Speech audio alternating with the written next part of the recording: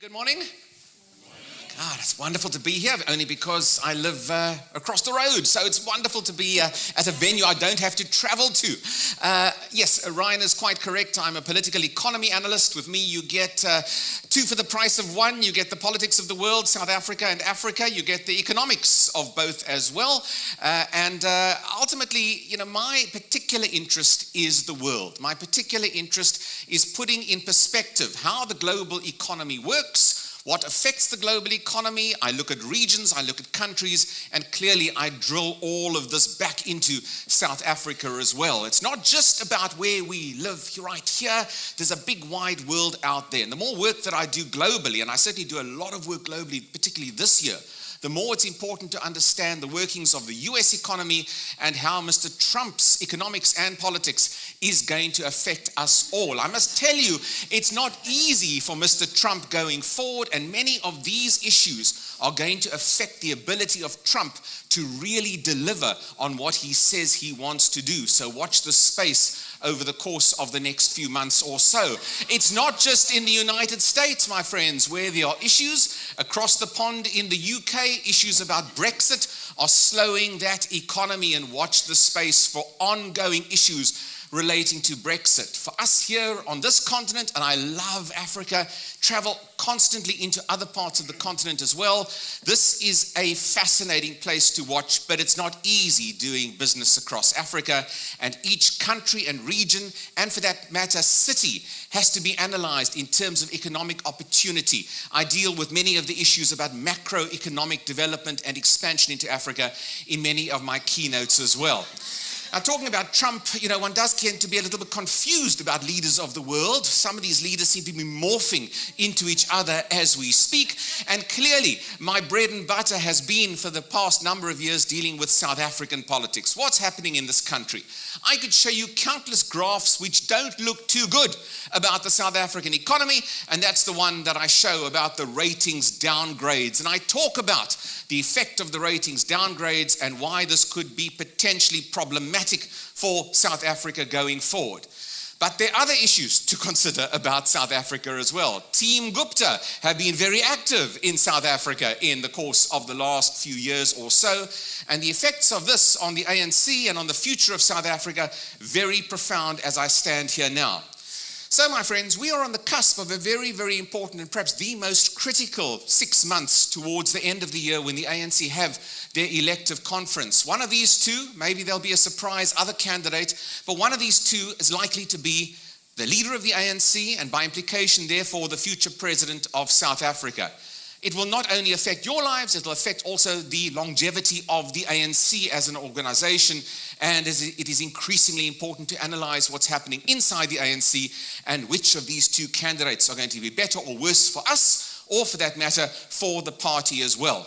If you think you have headaches at the end of the day, my friend, Gwede Mantashe has perhaps the biggest babalas or headache of all of us, trying to resolve so many of these issues. My presentations are, in a sense, fasten your seatbelt stuff. The world is not easy, whether you're in Washington, whether you're in London, or for that matter, whether you are in Johannesburg or Cape Town. That's what I deal with, the global political economy, Africa and South Africa. Thank you.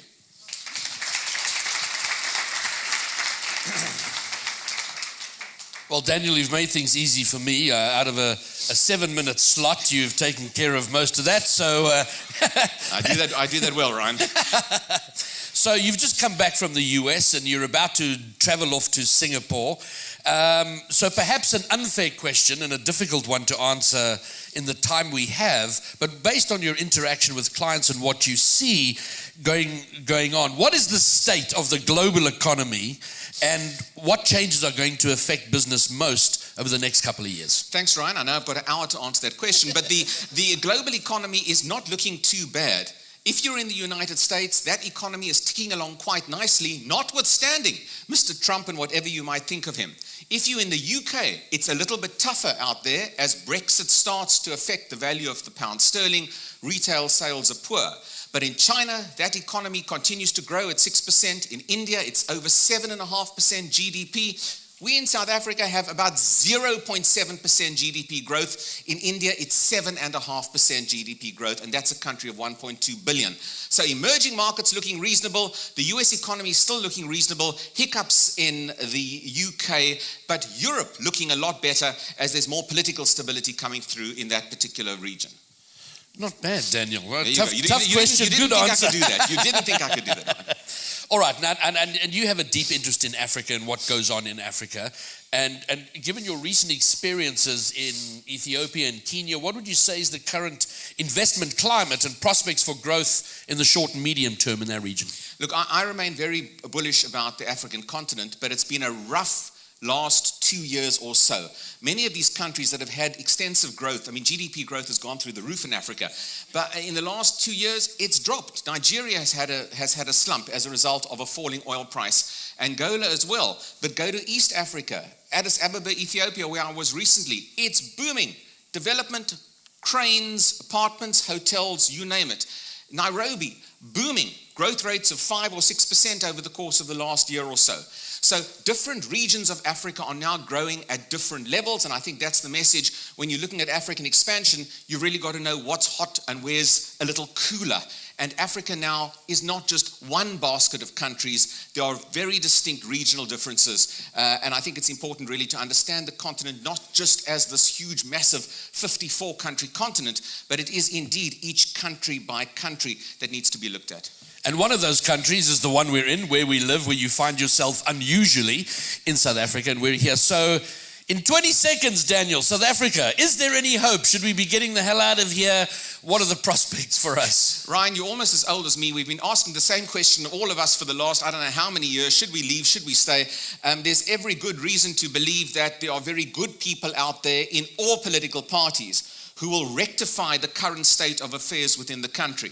But I will tell you that it's a rough ride over the course, not just of the next 6 months to the ANC's conference at the end of the year, but it's going to be a very rough ride until the next election in 2019.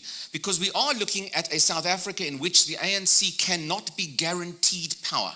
And this is a first for all of us. For all of us who've lived in South Africa, we've enjoyed, and I put it in inverted commas, one-party dominance under the old National Party. We are now enjoying one-party dominance under the ANC. But it's not guaranteed anymore. And that will bring a degree of instability as we move to a more competitive political era, which I do believe is actually beneficial to South Africa in the medium term. You've just got to survive and fasten your seatbelts for the period that we're in. Buckle up, it'll get better beyond there. Okay, so there you go. The man knows his stuff. He knows economy. He knows politics. Ladies and gentlemen, Mr. Daniel Silke. Thanks, Ryan. Thanks very much.